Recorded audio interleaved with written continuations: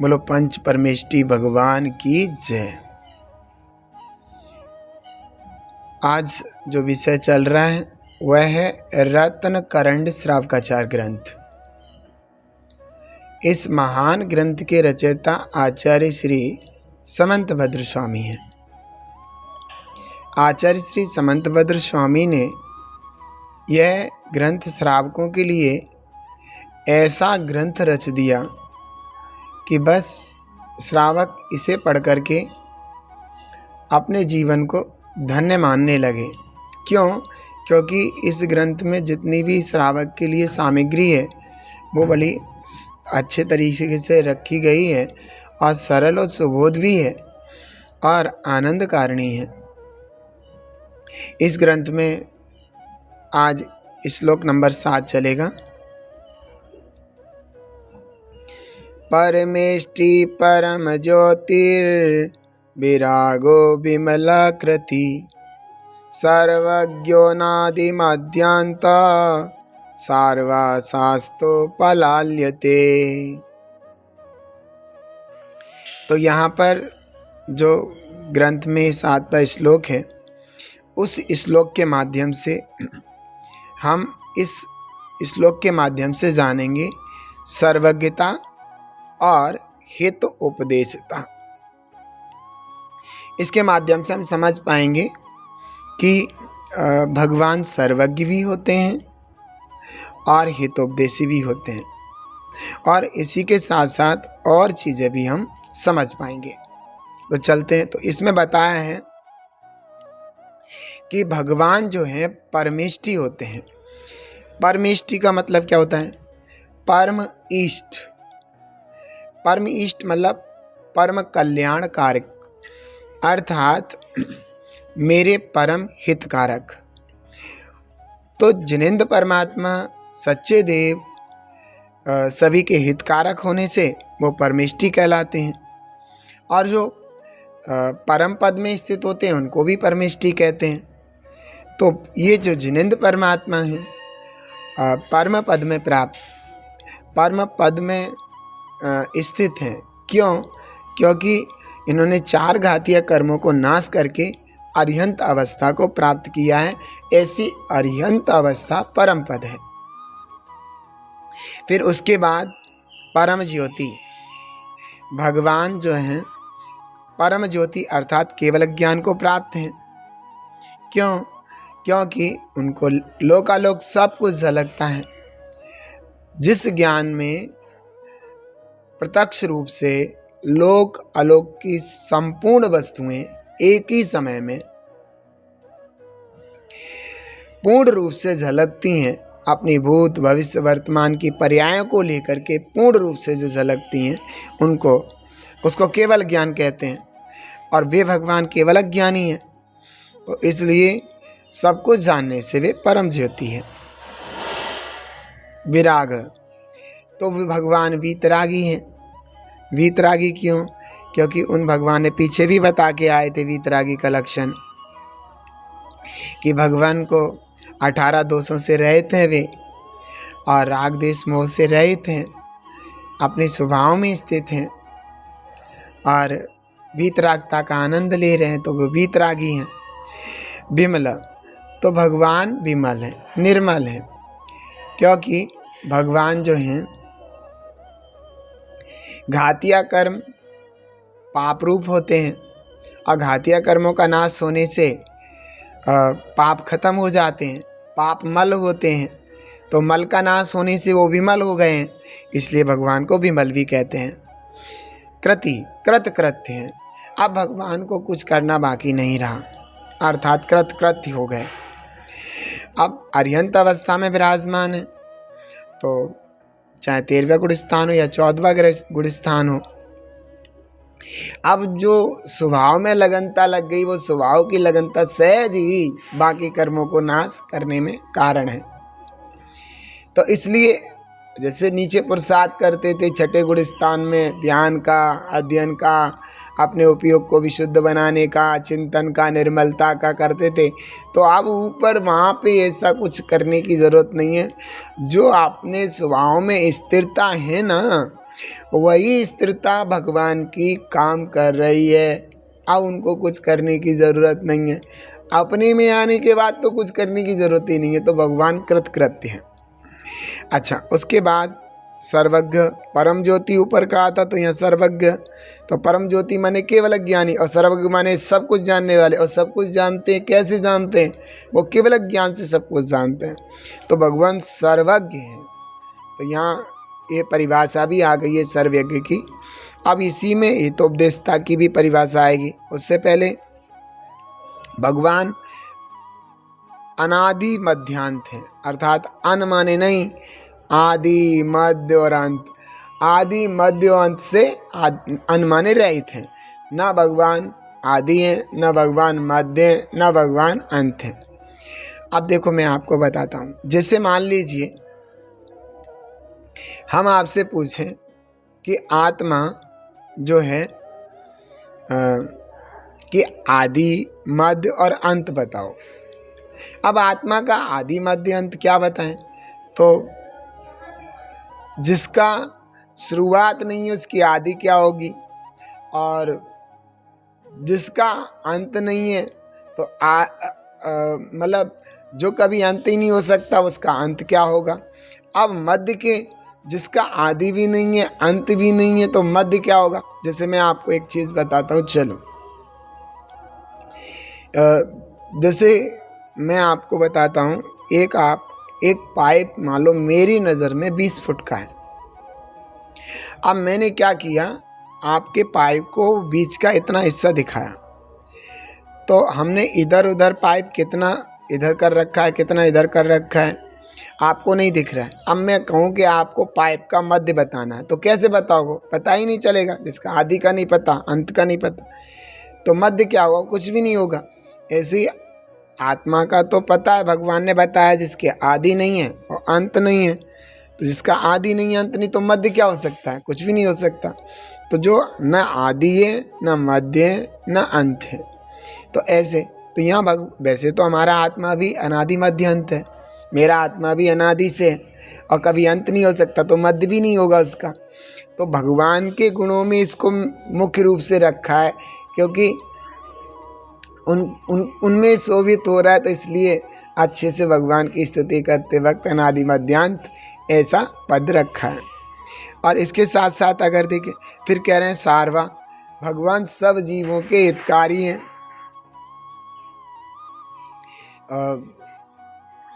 हितकारी हैं, ऐसे हितकारी होने से वे शास्ता तो हितोपदेशिक हैं। सब जीवों का हित करते हैं हितोपदेशता से। सबको दिव्य ध्वनि के माध्यम से पाप से हटाते हैं, पुण्य में लगाते हैं, मोक्ष मार्ग दिखाते हैं, हित अहित के बारे में बताते हैं। ये सब यहाँ पर ऐसा बोला। तो ऐसे ही वीतरागी सर्वज्ञ और हितोपदेशी कहलाते हैं। अब वैसे देखो इस श्लोक में वीतरागता की भी बात आ गई, सर्वज्ञता की भी बात आ गई और हितोपदेशता की भी बात आ गई। इससे पहले वीतरागी का खुलासा करके ऊपर आए। पहले ऊपर जो श्लोक बताया था, क्षुत पिपासा जरातंक जन्मांतक भयस्मय नरागद्वेषमोहास्य यस्याप्त स प्रकीर्त्यते। तो उसमें बताया था कि जो भगवान है, क्षुधा, प्यास, है ना, बुढ़ापा, रोग, जन्म, मरण, भय, गर्भ और राग, द्वेष, मोह, चिंता, अर्ति, निद्रा, आश्रय, स्वेद, रोष और खेद, इन 18 दोषों से रहित पिछली बार हमने बताया था। और इसका खुलासा भी हमने पिछली बार अच्छे से कर दिया था। शायद हो सकता है उस समय मैंने श्लोक नहीं पढ़ा था, लेकिन अब मैंने वो कमी भी पूरी कर दी है और ये मैंने आपको खुलासा तो पहले कर ही दिया है। तो वीतरागता का लक्षण तो इस 6 नंबर के श्लोक में हम बता के आए थे, अच्छे से भगवान ने बताया था। लेकिन इस वाले श्लोक में वीतरागी भी की भी वो परिभाषा कर दी, सर्वज्ञ की भी और हितोपदेशता की भी, सबकी कर दी है।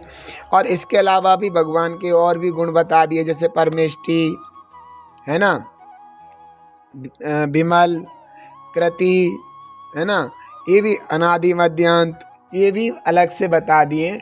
वैसे ये सच्चे देव की नामावली है, सच्चे देव को हम किन किन नामों से बुला सकते हैं, तो वो सब चीज़ें इसमें आ गई हैं, क्योंकि जो गुण है वही नाम है ना। जैसे काली को कल्लो, गोरी को गोरो, ऐसे कहते ना, गौरी गोरी ऐसे बोल देते हैं। तो फिर ऐसे ही उसके लक्षण और गुणों से उसके नाम भी हम कर सकते हैं, ऐसे रख सकते हैं। तो यहाँ पर भगवान के जो नाम उनके गुणों के आधार पर प्रकट होते हैं, सो ये नामकरण किया गया है। इस श्लोक के माध्यम से इतनी सारी चीज़ें आचार्य भगवान ने बता दी हैं, इनको सुन करके बड़ा आनंद आ रहा है। देखो, आचार्य समंतभद्र स्वामी बड़े सुलझे हुए महापुरुष थे। उनका हर श्लोक एक सूत्र और मंत्र है, बड़े ढंग से प्रस्तुत किया है प्रत्येक श्लोक को। और श्लोक को पढ़ करके और श्लोक के अर्थ को जान करके बड़ा मन प्रफुल्लित हो जाता है। तो वहाँ पर ये सारी चीज़ें आचार्य भगवान ने बताई हैं, तो वे हमारे द्वारा बड़े नमस्कृत हैं, वंदनीय हैं, क्योंकि वो जो उपकार उन्होंने किया है हम लोगों पर, ऐसा उपकार कौन किस पर कर सकता है। उस समय भी आचार्य भगवान ने एक बहुत बढ़िया, शायद 1,00,000 श्लोकों में निबद्ध एक बहुत ही गंधहस्ती महाभाष्य नाम का एक ग्रंथ लिखा था। और वो भी इसलिए लिखा था भगवान ने कि जो मिथ्यात फैला हुआ है जगत में, अब सबको समझाना सबको नहीं आता। सही बात भी हो तो भी उसको समझाने के तरीके होते हैं। हम सही बात को भी किसी को अच्छे से नहीं समझा सकते, और जिसको समझाना आता है वो अच्छे से, वो झूठी बात को भी अच्छे से समझा देता है। तो यहाँ पर जो है भगवान ने, समंतभद्र स्वामी भगवान ने एक ग्रंथ लिखा, गंधहस्ती महाभाष्य, जो 1,00,000 श्लोकों में था। और उस ग्रंथ का महातात्पर्य यही था कि लोग सच और झूठ को अच्छी तरह समझ जाएं और झूठ का त्याग करके सच की तरफ बढ़ जाएं। मैं आपको बताऊं, एक ऐसे ही ग्रंथ लिखा है अमित गति स्वामी ने, धर्म परीक्षा। और उस ग्रंथ को लिखते वक्त आचार्य भगवान अमित गति स्वामी ने स्पष्ट कर दिया है कि मैं इस ग्रंथ को लिख रहा हूँ और मेरा इस ग्रंथ के लिखने में कोई किसी का पक्ष या निरपक्ष की बात नहीं है। मैंने तो जो वास्तविकता है उसे समझाने का प्रयास किया है। सो इस ग्रंथ के माध्यम से आप लोग वास्तविकता को समझ करके अपने जीवन को ठीक बना लेना। मैं किसी के विरोध में या समर्थक में नहीं हूँ। जो वास्तविक चीज़ थी वो लिखी है, आप खुद इसको समझ लें। ऐसा करके वो धर्म परीक्षा ग्रंथ अमित गति स्वामी ने लिखा है। जब अमित गति स्वामी का ग्रंथ इतना भयंकर वाला ग्रंथ है, उससे कभी आपको मौका लगे आप पढ़ना, धर्म परीक्षा ग्रंथ। उसमें उसको पढ़ करके अगर जिसके अंदर भव्यता है, निकट भव्यता, तो बहुत पढ़ करके ही तुरंत वो मिथ्यात को छोड़ देगा। लेकिन 1,00,000 श्लोकों में लिखा हुआ इतना महाविशाल ग्रंथ गंधहस्ती महाभाष्य क्या होगा। आप समझ सकते हो कि समंतभद्र स्वामी के जितने भी ग्रंथ हैं बड़े तरीके से लिखे हुए ग्रंथ हैं, और ऐसे ग्रंथ हैं जैसे वो ग्रंथ के एक एक सूत्र पूरे ग्रंथ को कह रहा हो, इसमें भी दो राहें नहीं है। और एक एक सूत्र के माध्यम से हम अपने मोक्ष मार्ग को बना सकते हैं, ऐसा इस ग्रंथ की ताकत है। समझ में आ रहा है? तो वो ग्रंथ हमारे पाप कर्म का उदय सबका आज मौजूद नहीं है।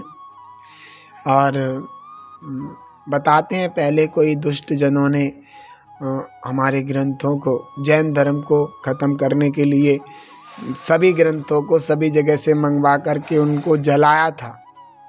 कहते हैं कि वो जब जलाए गए थे तो उनकी आग बहुत लंबी लंबी हो रही थी, और इतनी होने के उपरांत भी वो जो ग्रंथ है 6 महीने में पूरे जले। इतने ग्रंथों को चने आचार्य भगवान कृत कितने ग्रंथों को जला के नष्ट कर दिया गया। बताओ, आज वे ग्रंथ होते तो कितना आनंद आता, हमारे पास कितना विषय होता, लेकिन हम सब दुर्भाग्य के मारे हैं कि हमें इस काल में वो ग्रंथ उपलब्ध नहीं हो पाए। खैर, कहते हैं जितना मीठा उतना ही सही। जैसे मैं आपको इसमें एक छोटा सा दृष्टांत बता देता हूँ कि एक व्यक्ति था, बहुत भूखा था।